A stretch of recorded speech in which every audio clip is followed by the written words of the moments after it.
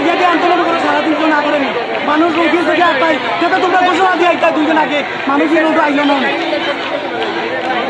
কিতাব ধরো না ভাই কি স্বাধীনতা আছে রোগী থেকে বলে তার উনি স্বাধীন দেয় অ্যাম্বুলেন্স কেটা সারিয়ে দেওয়ার নাই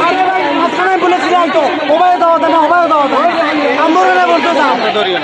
তারা তো অন্তত একটাই তো ছাড়তো তারা একটাই সারিয়ে ভাই একটা মানুষ রোগী পুরা মানুষ আন্দোলন করো আমরা তো কইয়ার আন্দোলন করো তোমরা মানুষের বিরুদ্ধে করি আটটাই কিতাব আন্দোলন চাইরে ভাই বন্ধ করিয়া কত মানুষ ইমার্জেন্সি কাম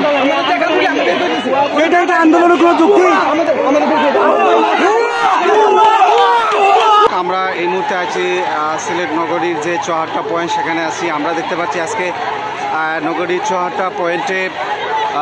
যারা মেডিকেল স্টুডেন্ট রয়েছেন তারা এই মুহূর্তে অবস্থান কর্মসূচি করছেন আমরা দেখতে পাচ্ছি এটি হচ্ছে 74টা থেকে যে রিকাই বাজার রোড আর এটি হচ্ছে সেই 74টা থেকে আম্বরখানা রোড আর এটি হচ্ছে আপনার 74টা থেকে যে নয়া সড়ক নির্বক্তা যে রোড সেটি হচ্ছে এটি আমরা দেখতে পাচ্ছি এখানে কিছুক্ষণ আগে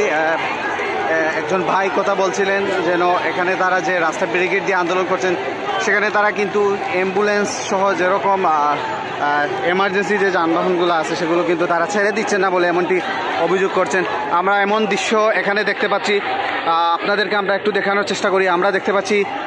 পিছনে একটি অ্যাম্বুলেন্স রয়েছে এই মুহূর্তে আমরা আপনাদেরকে দেখানোর চেষ্টা করছি এখানে যারা স্টুডেন্ট রয়েছেন